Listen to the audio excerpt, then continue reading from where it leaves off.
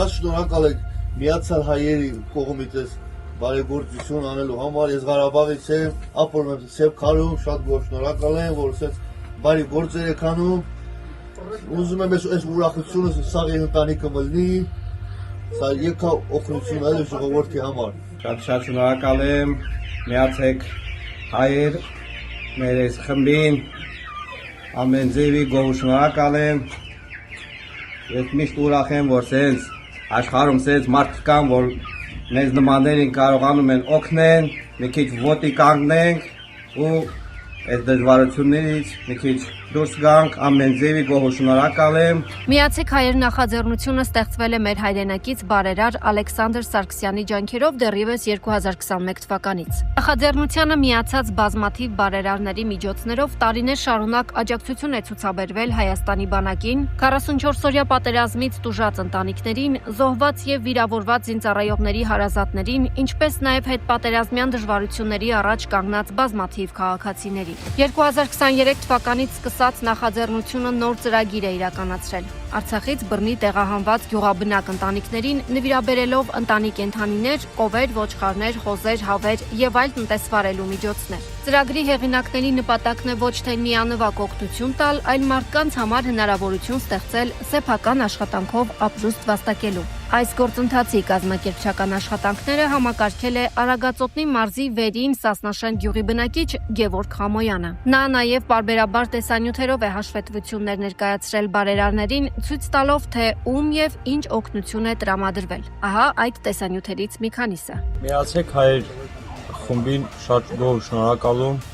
այս ամեն ինչ կազմակերպելի համար։ Ապրեք, որ այսքանը կազմակերպում եք։ Շնորհակալ եմ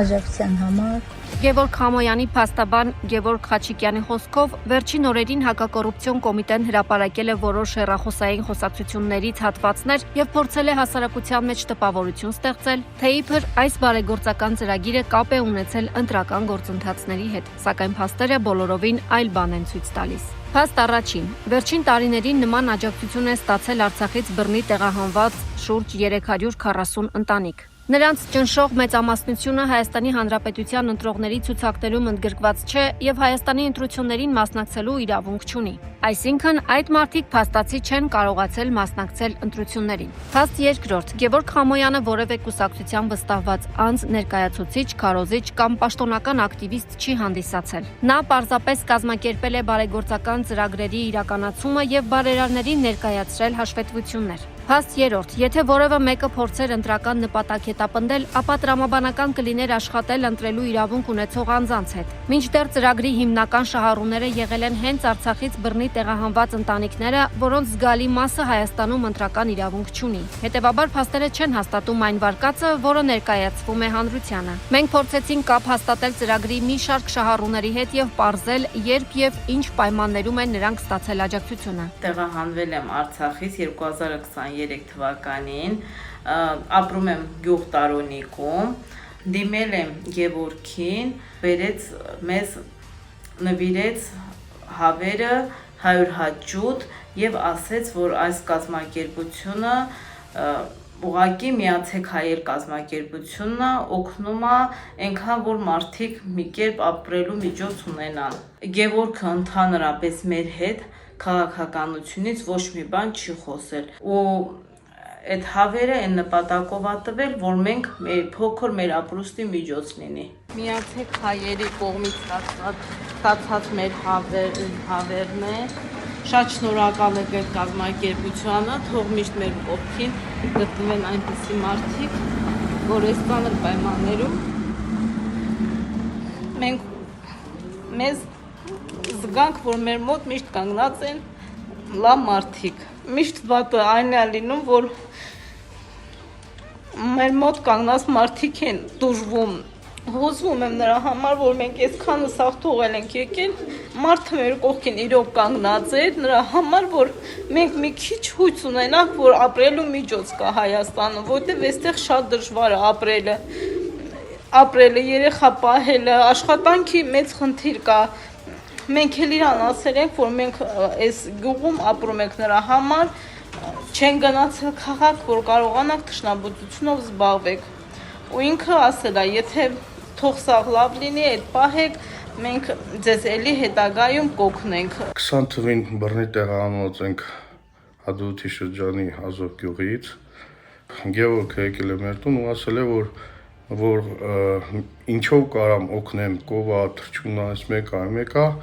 մաման դե քանի որ դե միշտ պահում ենք, ունեինք 15-ով, 20 գլուխով կով ենք պահում, մաման ուրախությունից ասեց կով եմ ուզում, հա ուզում եմ, կպահեմ ու առավ, նվեր տվեց մեզ գնաց։ Մեր ընտանիքը առայժմ քաղաքացիություն չենք ընդունել,